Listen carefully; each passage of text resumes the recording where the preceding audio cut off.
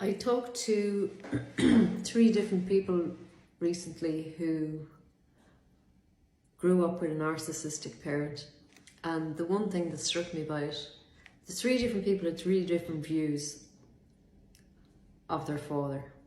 So one person idolized her father and saw him as this great hero. The second person saw him as slightly flawed, but he didn't mean to make those mistakes. He didn't mean to treat me poorly and treat my brother really well, like a king. And then the third person I met, that third person's father was still alive, and she saw the man as a flawed man and a man of poor character.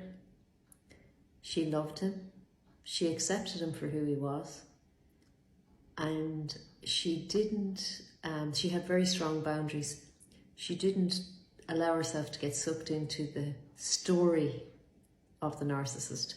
Now, when you grow up with, if you're a child who grows up with a narcissistic parent, they are always the hero of their own story. So they will tell you great stories about how they saved the day. And those stories form your childhood. So you believe, every child believes their parent because the parent is that role model. So they believe what the parent says to be true.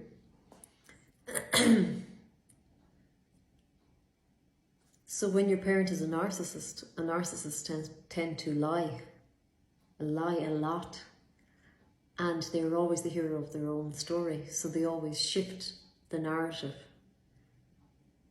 towards their own glory.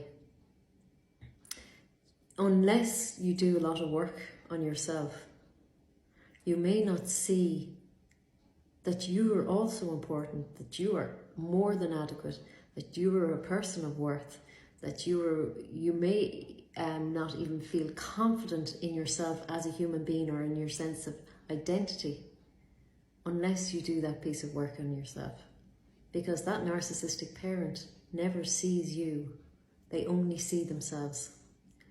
And that's the story they tell. And it's up to you whether you continue to believe it for the rest of your life or to challenge that narrative.